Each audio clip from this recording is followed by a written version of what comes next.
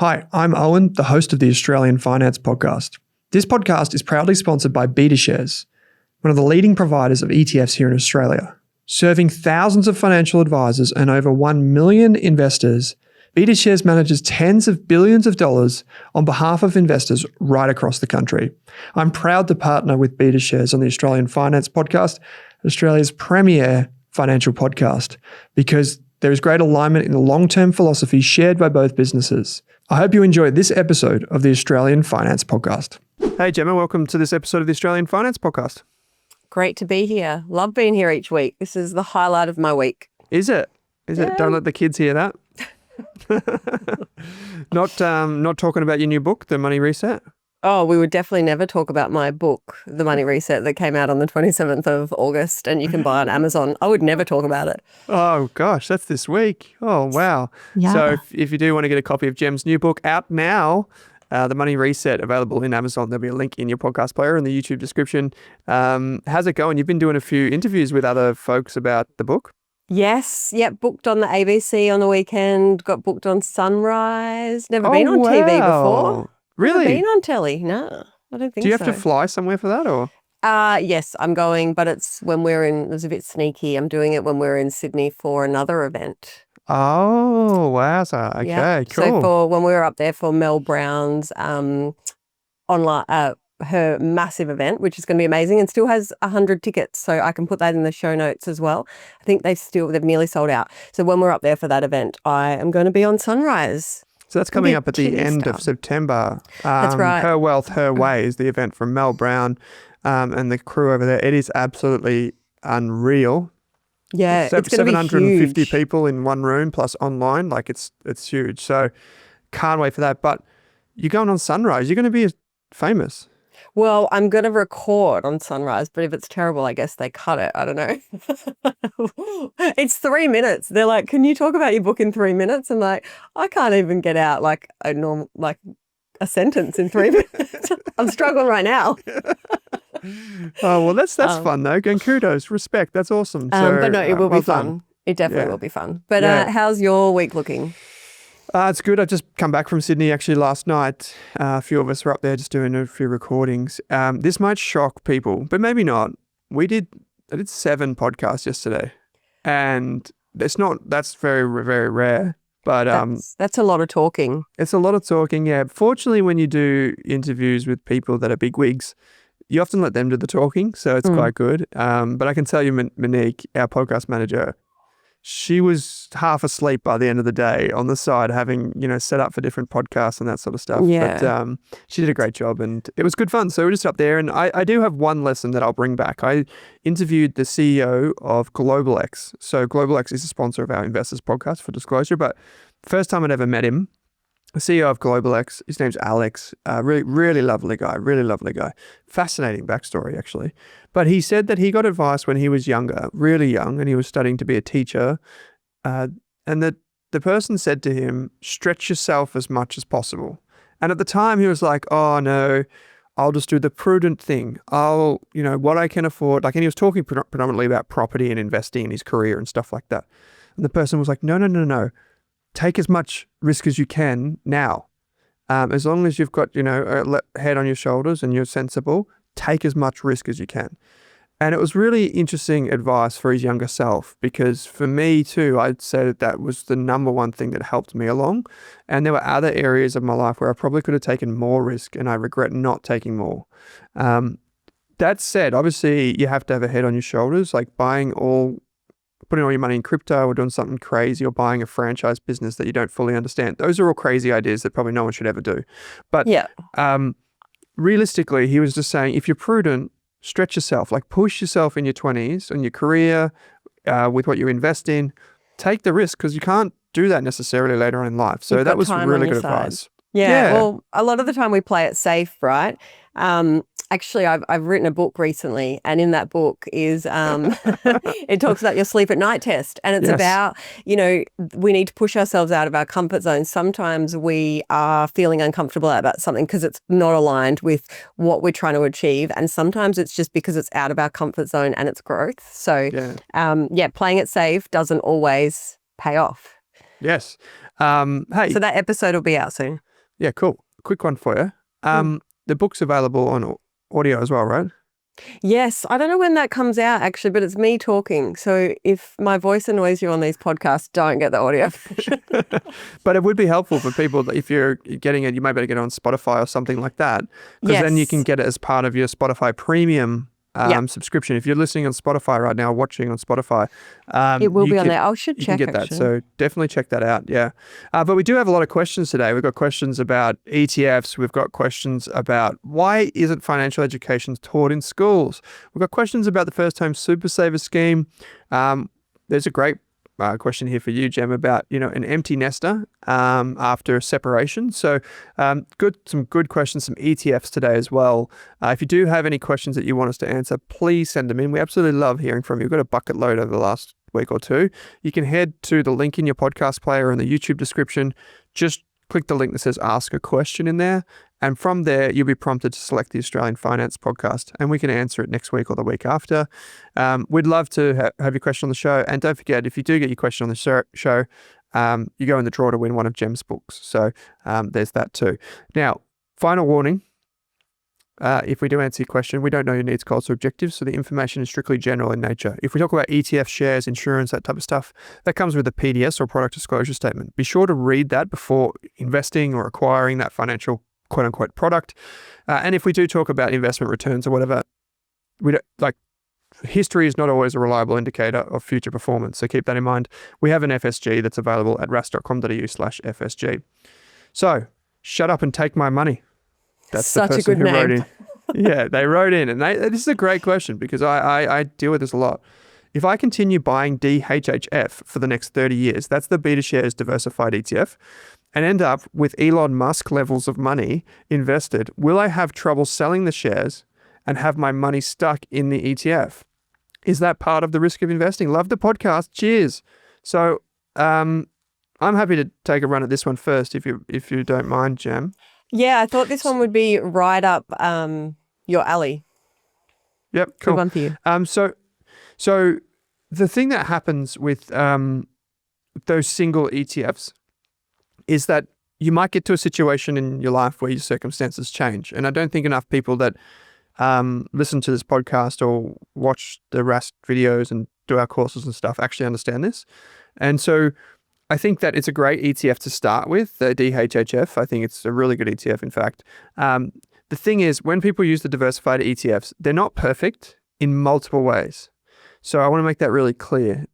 They're not right for everyone. I think they're a great starting point, but as your understanding of finance and things evolves, I can tell you that your needs and the way you want your money managed will also change. And a good example of this is this is actually one of the reasons why we created Rask Invest, which is our investment platform. And I'm talking my book here a bit, but the reason that we did that is because as your lifestyle changes, your needs from your money will change. And I didn't like the rigidity of things like VDHG and all that sort of stuff. I think they're great for beginners, but not for people that have bigger portfolios, and especially not good for retirees. So having just a little bit more flexibility in a portfolio is really important.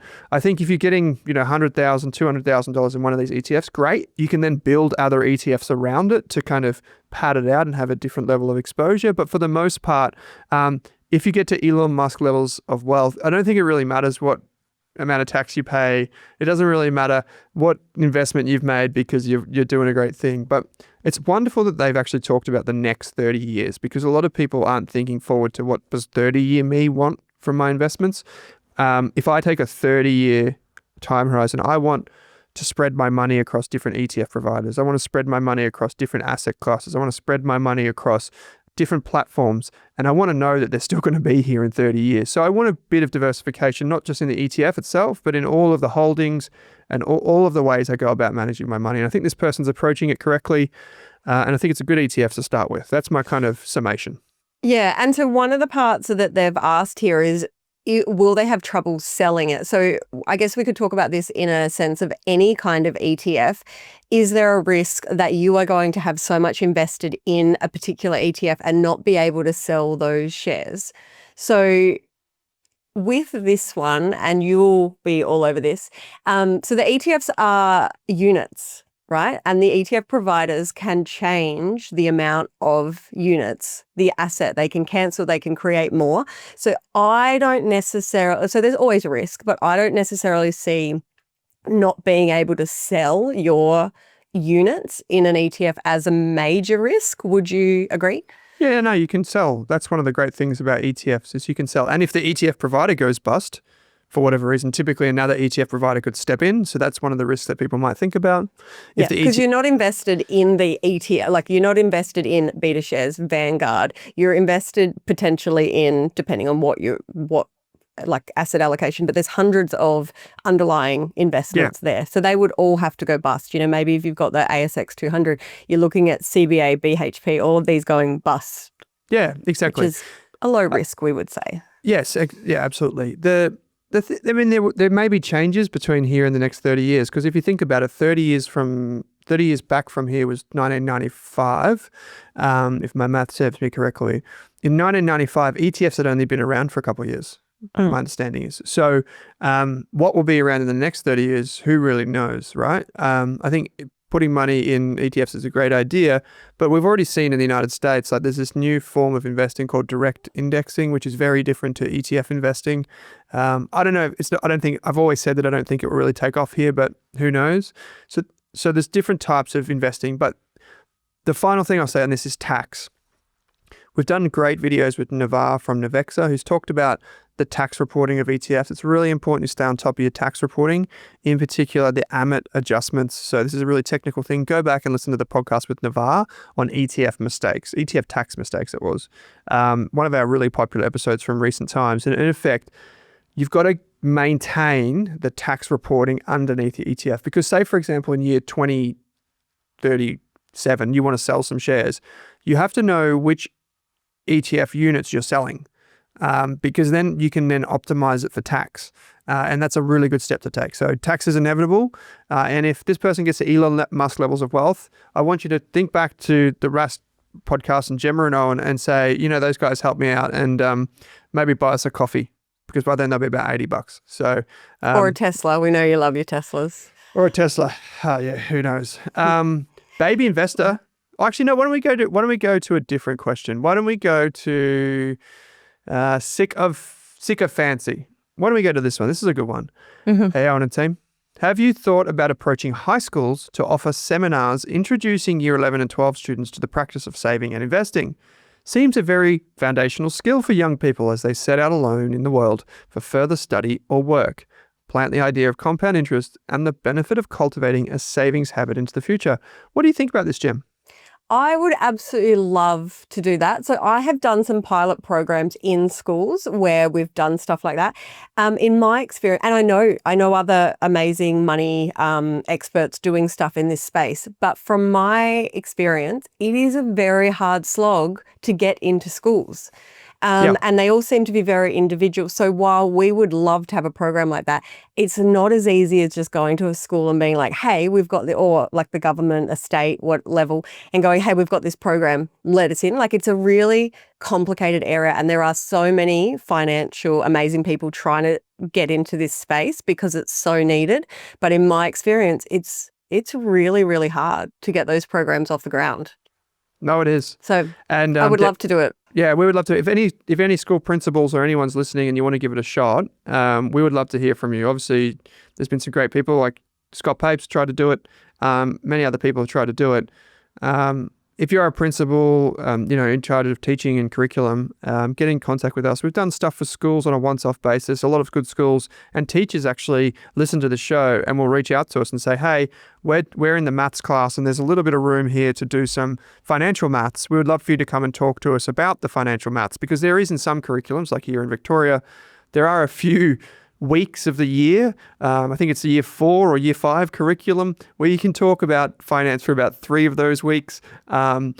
Is it math? Is it psychology? Is it business studies in high school? Who knows where this thing called finance really fits in, but it would be great to see it squeezed in somewhere. I know a lot of people are trying to solve the problem, as you said, Gem. We do actually we can't really reveal it on this podcast, but we do actually have a really, really, really big thing that Gem has been overseeing here at Rask. on the educational side of Rask. So probably the biggest thing we've done since we've started offering free courses and that sort of thing. So watch this space because you'll see how we're trying to tackle this problem from a very different perspective, and we're super excited about that. Good question from Sycophancy. There's another question here, which comes from Baby Investor. Baby Investor says, I jumped into investing in ETFs and have now got 4 different ETFs from 4 different providers. Would it have been better off finding one provider and choosing from their ETFs only? I can tell you straight away, Baby Investor, it doesn't really matter. If you have 4 ETFs, you have 4 ETFs. If you have 7, you have 7. We have some people, which I would not advocate for. Some people in the Rask community have 30 ETFs, which seems too many for me, and probably too many for them. And then they have shares on top. So that was very common. People would end up buying shares and have them for years because they didn't want to pay the tax. The good thing about ETFs is that most of them are diversified. So unlike the generations gone before, where they might have like 40 or 50 shares by the time they reach 60 or 70 because they just didn't want to pay the tax. But what they do is they end up saying, oh, well, I don't want to pay the tax on this company because, I've got a higher income this year. I'll just hold on to it. And then the shares fall. Like, that's disaster.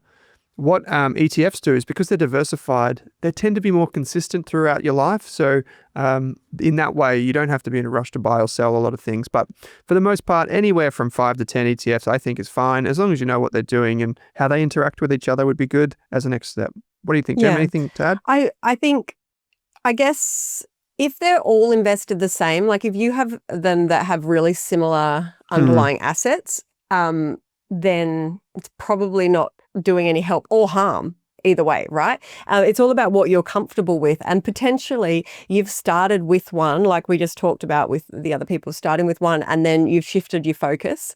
I don't think just because you're changing strategy, you need to sell your previous allocation. You might just shift. So regardless if you started with one, you might then end up with 4 or 5, or if you started with 4 or 5, you might now just start liking one of those and keep the others, but have a bit like a core satellite. So you focus on one as a core and then your others. But I would just, my issue with people having multiple is generally they'll think that they're pretty diversified, but when we actually look at what they're in, they're very similar asset allocations. So if you're doing it because you think you're more because you think it's for diversification, I just check the underlying assets to see if that is actually correct. But it's kind of like a super fund. Actually, that's not a good example. I was going to say because it's a management fee and it's a %. If you have 4 for the same amount, like 4 with 10,000 each or 1 with 40,000, if the fees are the same, it works out the same. It's a %.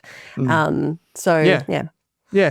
It's you make a good point. Like if you're listening to this and you have A200, VAS, IOZ, STW, and A300 or MVW, so there's like 6, they all basically do the same thing. So there are differences between them, like one's from BetaShares, one's from Vanguard, one's from GlobalX, one's from this. They have slightly different fees. What matters is that they're all Australian shares, those ETFs. So most people, when they read a headline of an ETF, they go BetaShares, Australia 200 ETF, or Vanguard, Australian Shares Index ETF. That's fast. What really matters in all of this, for everyone's understanding, is the second part of that, the Australian shares, not the name of the provider, but the second bit. That's the bit that matters. So BetaShares Australia, Vanguard Australia, GlobalX Australia, iShares Australia, that's the bit. So the ASX 200, the ASX 300, the Australian shares, they're all the same thing. So that's the bit that matters. That's where you have overlap. It's not the end of the world. As Gemma said, if you were to see a financial advisor, like we see this all the time with clients coming in, is what does your pie chart look like from where you're invested? Not what you're invested in, but where is it going? That's probably the big one. And if you want to just check out what's inside our portfolios, like what we invest in, just go to the Rask Invest landing page and you'll see all the different ETFs that we hold. Daisy Duck in QLD. So love Daisy these Duck, names. This is a good day for names. It is a great day. If you knew that separation is inevitable after a long marriage, how should I start financially preparing for life as a working, empty nesting singleton who will require a downgrade? This is a fantastic question for you, Jim. Yeah, this one here, you need a book. I forgot the title. What's it called? The Money Money Reset. Reset. That's the Yes. one by Gemma Mitchell. Buy that book. Okay, so this is a really common thing, and it is often that separation doesn't come out of the blue. So you do have potentially some time to plan things. So getting really clear on what your assets are, oversight, access is really, really important. So many times we see people separate and then they're scrambling to find out, well, how did we manage money? What accounts did we have? What assets did we have? So making sure you have really clear oversight over that is important for any relationship. But the urgency comes for most people when they're thinking, oh, this is coming to an end, and you need to make sure that you've got all that oversight and access so you're protected. And then from there, I'd be planning what could life look like. You know, when I was in this stage, I had a spreadsheet that was a spreadsheet person, budget of what life looked like now, and then what I thought life would look like. And yeah, lots of things had to go. And I was like, well, what then are my absolute non-negotiables? What has to stay in here? What are wants that can go out for a little while, and maybe in a year or two I can add them back in? But I just had a really clear budget, and I had different scenarios. What if I'm in a rental? What if I stay in the house? What if I... So just kind of planning and make sure that the options that you're considering fit within your income, and yeah, what are those trade-offs? What might need to go? Because these are all the things, like doing this work, understanding your finances and understanding how your expenses are going to change, and if you can afford the lifestyle you're imagining you'll be going to, that can really help with the decision process of you being ready to actually go. You know, finances is one area that it's a huge safety in our lives. So once you're over that hurdle and you know that you can financially be okay and fund the lifestyle, then that can make you stay in a marriage for other reasons, not finance. So it can take out the financial element, and then you can decide what are the other reasons, you know, that you're leaving. Yeah, that makes sense. Yeah. So the big one is just, if you're listening to this, it's having an awareness and understanding of where the money is now and what money system you have Yes. Yep. Absolutely. And how? Yeah. And then what your expenses are going to be after that. Yeah, because you don't want to be scrambling and then go, right, well, I'm in this life now. What is it costing me? You know, if you do have time to plan, maybe you need to be looking online of what rentals cost. Maybe you're talking to a mortgage broker about, what if I take this debt on? You know, maybe you're talking to a lawyer about how this split could potentially go. You know, the more information that you've got that makes you feel safe and secure and know your options, the better off you'll be. It's also a good opportunity, I would say, depending on where you're at, is to get financial advice, because you may come out with something and they might be able to help put in context, you know, well, maybe if you do downgrade, what could you do with that money? Or if you do downgrade, does that mean you're mortgage free, or should you have a mortgage for a few more years? Or could you work this job? Or, you know, they can run all those different scenarios. So that's probably where getting help is important. I would just say though, if you do approach a financial advisor, just be aware that most financial advisors do expect that when a client comes in, they have a, you know, they understand where the money is. They understand these types of things. I've spoken to a lot of people recently, men and women, who have just been through really fresh divorces, and I think that getting advice really does help at these major life stages. And you've got the book as well. If you can't afford advice, or if you're just finding your feet in after a separation, pick up Gem's book. That's what it's designed for. So pick it up and have a read. It would probably change your life. So I would also just say, adding on to that, is if it's all overwhelming. Yeah. And this is where money coaching could come in as well, because potentially there's not any advice. It's just talking through all of the options and the pros and cons of that, and you just having a soundboard. Whereas advice is ready for kind of action. So yeah, it could definitely be that. But my other advice would be, don't jump into any decisions. Absolutely. Yeah, it's a really big transition to go through, and I had it so mapped out on how it was going to go. And you're, after leaving, you know, my relationship was like 18 years, each year things change on what I expected and what I want, and I get clearer on different things. So the people that rush into decisions, I can see how that can potentially stitch you up a little bit later. So just getting really clear on your goals and building in any flexibility you can for things to be able to change as you get through this huge transition and buy the money reset. Buy the money reset. I find that people in this situation, one of their first things they do when it comes to, they've just dealt with their big lifestyle change. Now they're going to deal with their big money change. One of the first things that people do, and I'm interested to hear your thoughts on this, Gem, is they go, well, I've got to do something. Like, I've got all this money in my bank because we've settled, and I got to invest, and I got to buy a property. And sometimes they just end up making really impulsive, really, really bad decisions because they just haven't thought that, yes, you don't have a property asset anymore, or yes, you don't have, X, Y, Z, but you do have this money and it's earning interest. So maybe just, take a year, take 2 years, and just be slow, and it's okay. And the world isn't going to escape you because you don't have that. Do you find that at all? Yes, absolutely. Like, I think I was 8 weeks out of my relationship and I had a contract on a new house, and that fell through because the bank was like, we don't know how this split's going to go. There's no way we're lending you money. But now I think, that wasn't the right property. It wouldn't suit me. I would have already sold it based on where I'm at the moment. So that would have been very expensive to get into and very expensive to get out of. I think, it's a really big transition and you need to give yourself time and grace, but get the support so you can talk through all of the options. And potentially the people that you get support from won't be your close friends who know your relationship. They will be external people that can be like impartial, like a financial advisor, like a money coach.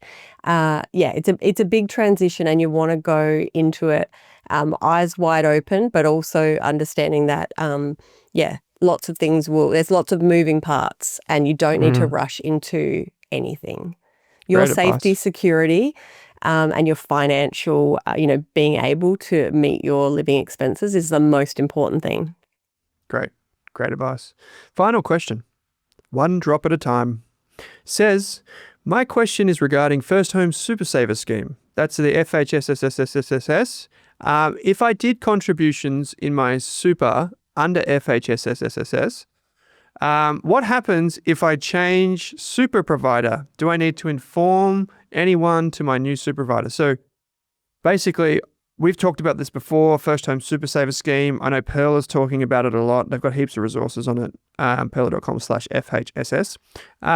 This is where you use your super to save a deposit faster to buy a house. There are a bunch of T's and C's. This person's saying, what happens if I want to change my super fund, or I already have changed my super fund and I started down this kind of program of saving for a house? What happens, Gem?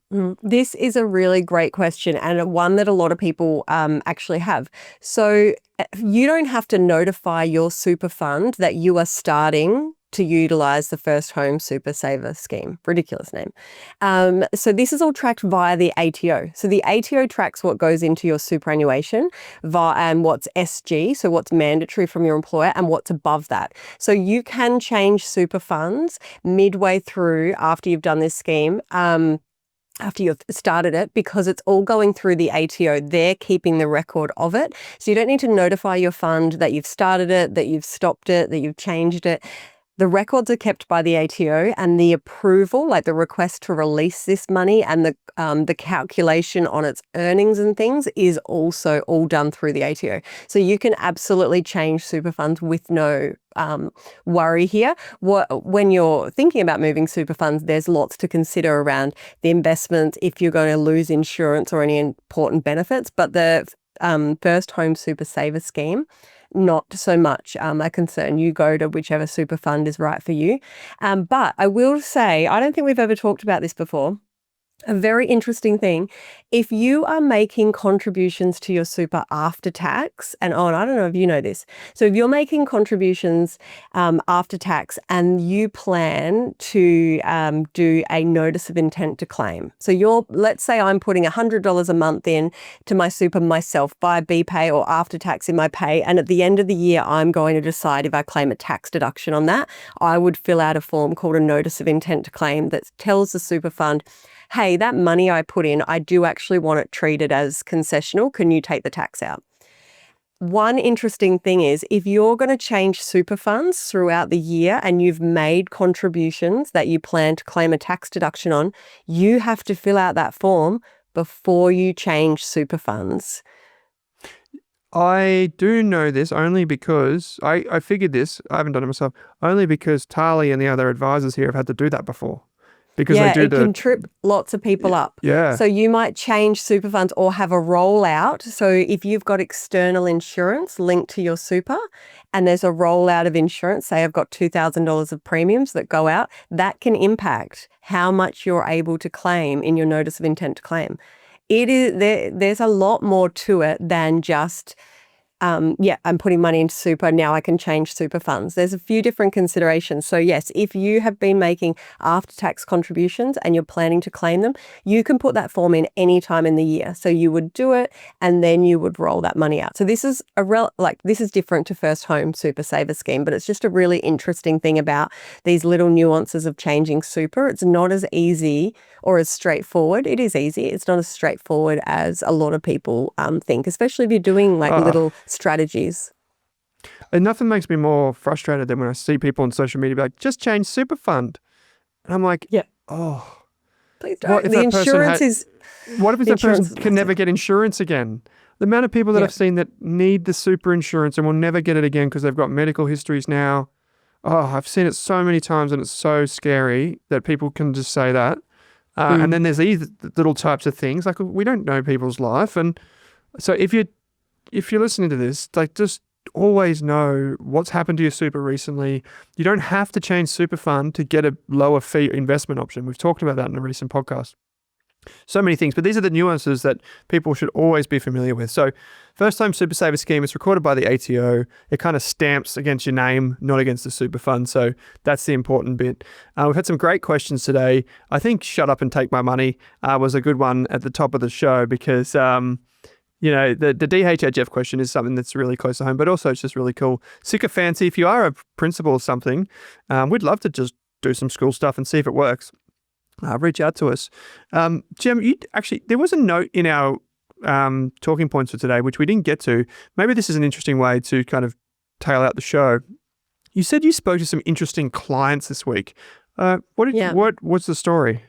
Well, you usually ask me about what's gone on in my week, but you didn't. I was too busy talking about my book. But I have had two really interesting clients this week. We call them discovery calls or discos in-house. And it's just looking at what their situation is and if they're in a good fit for advice with us or other firms. So it's just a chat and we love them. So I've had two clients this week. One was 26 with $1.5 million in shares, inherited, managing herself, thinking, hey, I probably should get advice to see if I'm doing the right thing, and there's potentially more inheritance coming in. And so she's like, should I be buying a property? Should I be keeping this? How do I do it? Very head screwed on, has already got a binding financial agreement, which is separating her de facto partner and this wealth. So they're planned together, which I absolutely loved. So really interesting call. And then the other one I had was just today.